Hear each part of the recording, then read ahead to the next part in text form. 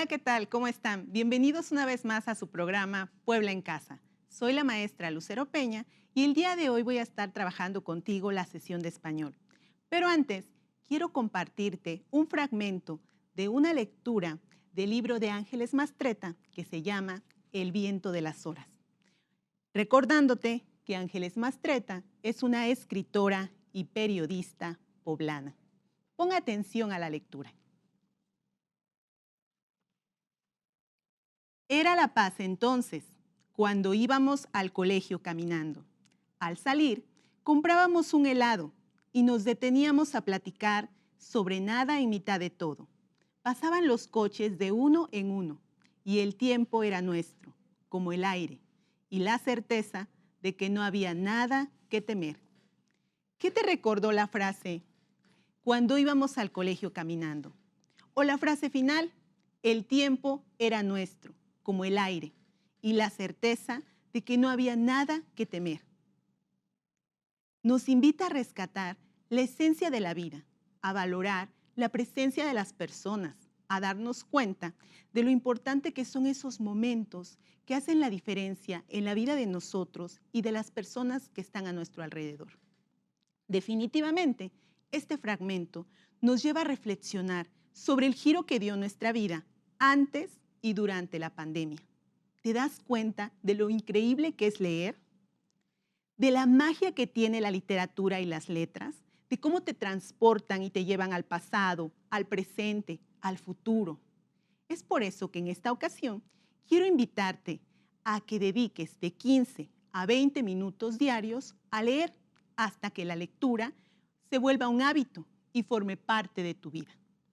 Ahora que ya realicé esta pequeña invitación, es momento de que te presente el tema. A continuación, verás en la pantalla el ámbito que vamos a trabajar hoy, que es el de estudio. La práctica social del lenguaje consiste en elaborar textos que presentan información resumida proveniente de diversas fuentes. El aprendizaje esperado para esta sesión es que aprendas a elaborar resúmenes que integren la información de varias fuentes. Por cierto, te hago la recomendación de que el producto de esta sesión será elaborar un mapa mental sobre los pasos para elaborar un resumen.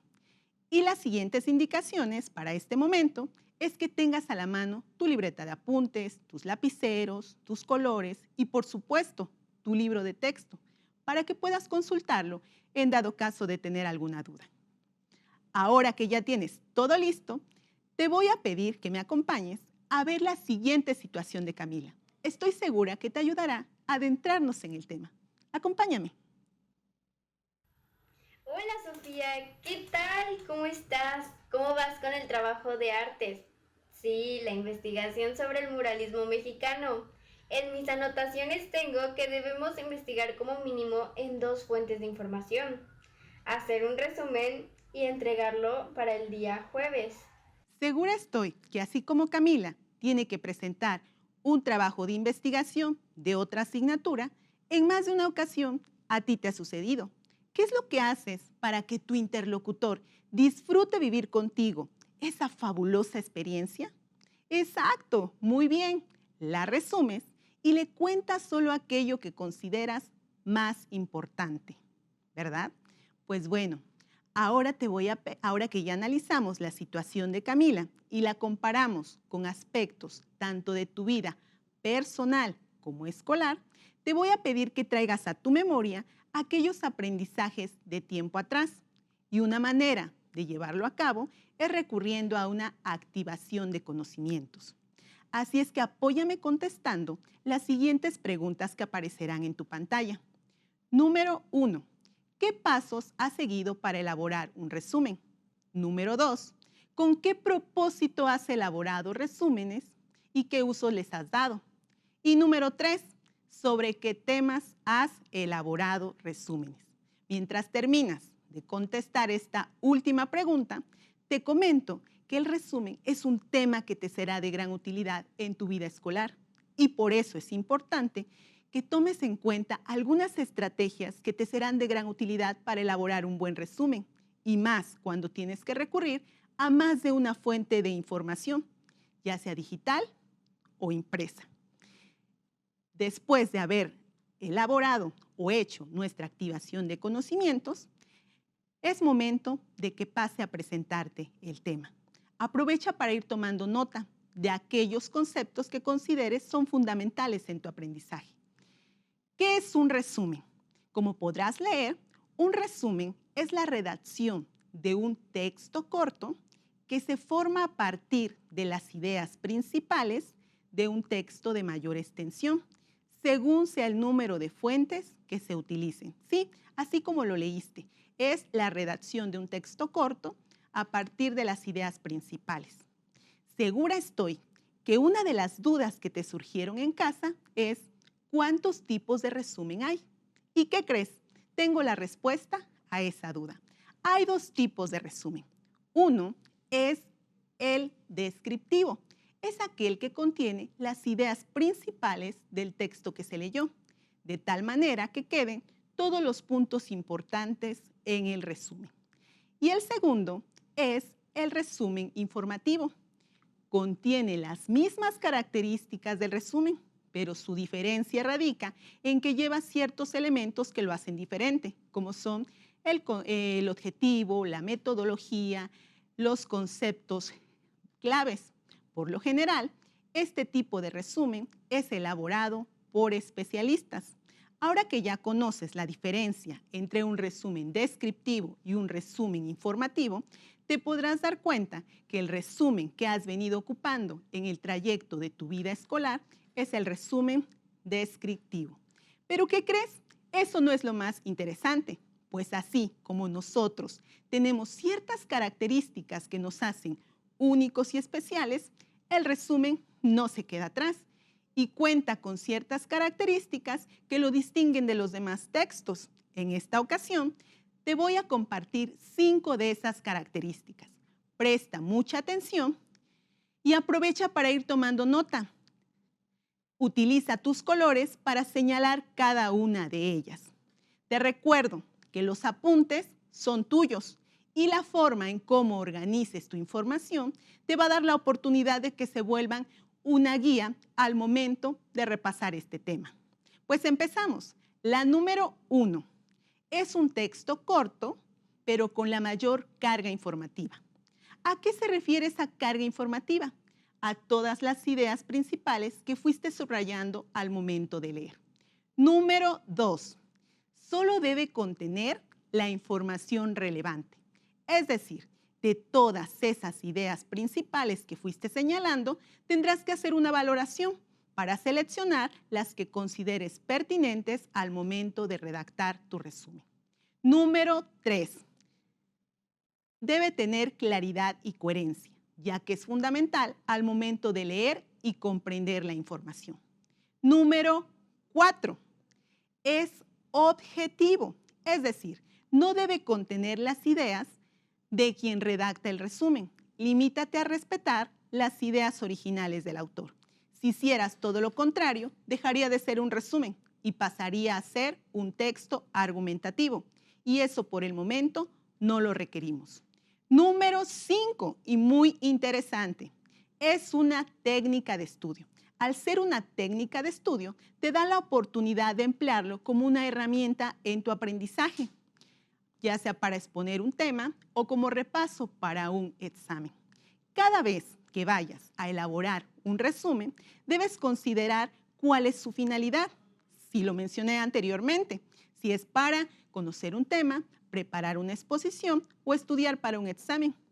Asimismo, debes considerar quién será el destinatario y qué espera el destinatario de ese resumen. A continuación, acompáñame a ver un poco más de esta historia. ¿Sabes, Sofi? Acabo de encontrar que un resumen se puede hacer ya sea por medio de un organizador gráfico, por temas y subtemas o usando un cuadro sinóptico. Yo creo que lo voy a hacer usando un organizador gráfico, pero ahora el problema que tengo es que está apareciendo demasiada información. ¿Y cómo saber si son fuentes confiables? Camila acaba de mencionar algo que es fundamental al momento de llevar a cabo una investigación y que también se relaciona cuando tienes que elaborar un resumen recurriendo a más de una fuente de información. Sí, nos referimos a las fuentes confiables. Por lo tanto, debes considerar qué aspectos tomar en cuenta al momento de realizar la búsqueda de tu información y así tener la certeza y seguridad de que tu información la realizaste en fuentes confiables. A continuación, te daré algunas de esas recomendaciones. Empezamos por la primera, que aparecerá en tu pantalla, la editorial y el autor. Son datos fundamentales para conocer el enfoque del tema, de tal manera que te ayuda a conocer si la información es confiable. Revisa que tenga el nombre del autor o de quien escribió la información, de tal manera que, o en dado caso de que la información pertenezca a una editorial reconocida. La siguiente recomendación es la fecha de publicación. Estos son datos clave para conocer cuándo se ha elaborado o si la información es actual. Por lo general, algunos sitios que terminan en .org, .edu y .com constantemente actualizan su información. Y última recomendación son las páginas educativas web. Su confiabilidad radica en que cuenten con el respaldo de una institución reconocida.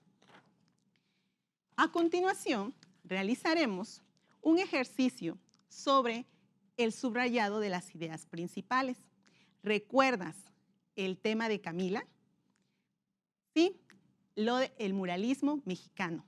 Recuerda que la práctica del subrayado es fundamental al momento de llevar a cabo el proceso de comprensión lectora, ya que al ir señalando las ideas principales, las ideas secundarias, así como los conceptos desconocidos y al término de la lectura, buscar su significado, te ayudará a comprender mejor el tema.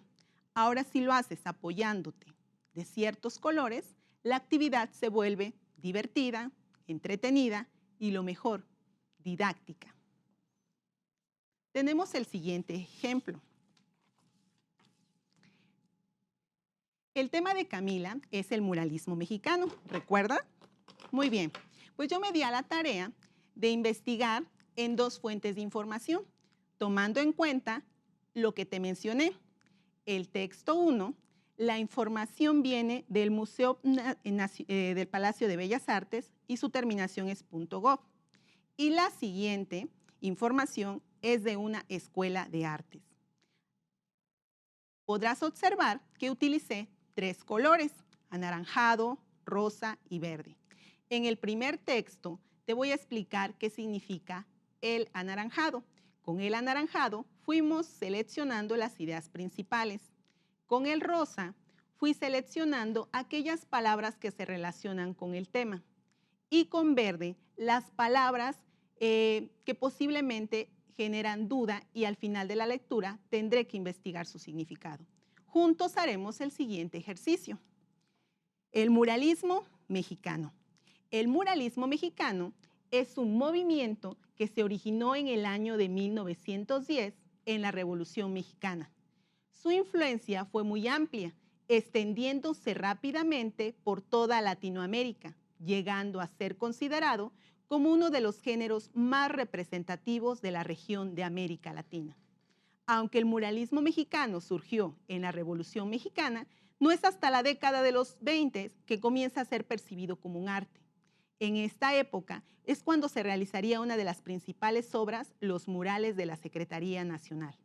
De este modo, se inicia un periodo de gran apogeo que convertiría al movimiento muralista mexicano en fuente de inspiración y modelo artístico a nivel internacional. Gracias a este periodo, en la actualidad se puede apreciar obras en países como Perú, Colombia, Venezuela, entre otros. En realidad, el muralismo mexicano es un movimiento que se extendió ampliamente durante la Primera Guerra Mundial, los años 20 y el periodo de la Gran Depresión. Se puede afirmar que el gran apogeo abarcó desde 1920 a 1950, aunque se puede apreciar obras hasta la década de los 70 e incluso en la actualidad. Recuerda que siempre es importante realizar una lectura y después de esa lectura hacer uso del subrayado. Ahora vamos a empezar. El muralismo mexicano es un movimiento que se originó en 1920 en la Revolución Mexicana, llegado a ser considerado como uno de los géneros más representativos de la región de América Latina. La Revolución Mexicana no es hasta la década de los 20 que comienza a ser percibido como un arte. Una de sus principales obras, los murales de la Secretaría Nacional, el movimiento muralista mexicano, fue fuente de inspiración y modelo artístico a nivel internacional. En la actualidad se pueden apreciar obras en países como Perú, Colombia, Venezuela.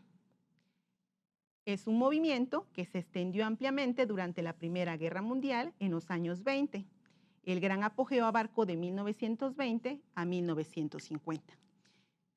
Ya seleccionamos nuestras ideas principales. Ahora, las palabras que se relacionan con el tema serían movimiento, 1910, Revolución Mexicana. Mira, acá tenemos Revolución Mexicana. Y tenemos movimiento nuevamente, y acá nuevamente aparece los años 20. Y las palabras que posiblemente generen dudas sobre su significado, pues sería influencia, percibido y apogeo. ¿Te das cuenta? Ya que terminamos nuestro subrayado de ideas principales, conceptos, claves y desconocidos, algunas de las dudas que te surgieron en casa es ¿y cómo se presenta un resumen? Pues bien, se puede presentar de diferentes formas, ya sea por medio de un organizador gráfico, un cuadro sinóptico, por temas y subtemas o un mapa conceptual. En esta ocasión te voy a presentar los ejemplos que realicé para que pudieras comprender mejor el tema. Tenemos el primero, que es por temas. Como te podrás dar cuenta, quedó como temas y la información de la siguiente manera. Muralismo mexicano es un movimiento artístico que surgió en la Revolución Mexicana en 1910. Es uno de los géneros más representativos de América Latina. Se distinguió por tener un fin educativo que pretendía difundir parte de la cultura y vida mexicana. Los artistas que participaron en él intentaron plasmar su visión sobre la identidad nacional y la situación social y política del país, pero también se puede presentar por medio de un organizador gráfico. Y el organizador gráfico quedaría de la siguiente manera. ¿Lo alcanzas a observar? El muralismo mexicano. Y la información se fue resumiendo. Te das cuenta de lo increíble que es elaborar resúmenes recurriendo de lo que teníamos a lo que concluimos. ¿Qué te pareció? Segura estoy que la próxima vez elabores un resumen, harás uso de tu imaginación y creatividad. Pues recuerda, la asignatura de lengua materna español se relaciona con las demás y eso te da la oportunidad de que pongas en práctica lo aprendido en esta sesión. Por último, recuerda que el producto de esta sesión es elaborar un mapa mental sobre los pasos para elaborar un resumen. Así es que apóyame recurriendo a tu libreta para elaborar el mapa mental. Te recuerdo que el mapa mental se trabaja de manera horizontal y colocando siempre el tema en el centro y a partir de ahí nuestra información de acuerdo al sentido de las manecillas del reloj. Pues bien, vamos a empezar. Tú puedes usar imágenes, dibujos o recortes que tengas en casa. Nuestro mapa mental quedaría de la siguiente manera. Nuestro tema es pasos para elaborar un resumen. Empezamos, seleccionar las fuentes de información. Acuérdate de la importancia que habíamos dicho de que sean confiables. Después, leer la información y subrayando las ideas principales. Después, elegir cómo vas a presentar tu resumen, si es por un cuadro sinóptico, por un mapa conceptual o por temas y subtemas. El siguiente paso sería redactar tu resumen. Y una vez que ya redactaste tu resumen de acuerdo a lo que elegiste, El último paso sería verificar que la información quede como tú te la imaginaste y que tenga coherencia y, por supuesto, observa y revisa muy bien tu ortografía. Listo, ¿qué te pareció? Ahora es momento de que pongas en práctica lo aprendido en esta sesión. Selecciona algún tema de cualquier asignatura. Te voy a pedir que me apoyes integrando a tu familia en este aprendizaje a distancia. Y una forma de hacerlo es compartiendo tu aprendizaje o actividades que vayas realizando en cada sesión, pues el aprendizaje, entre más se comparte, más significativo y enriquecedor se vuelve. Hemos llegado al final. Muchas gracias por darme la oportunidad de trabajar contigo esta sesión y por la participación que tuviste conmigo. Segura estoy que muy pronto nos volveremos a ver. Se despide de ti la maestra Lucero Peña. Hasta la próxima.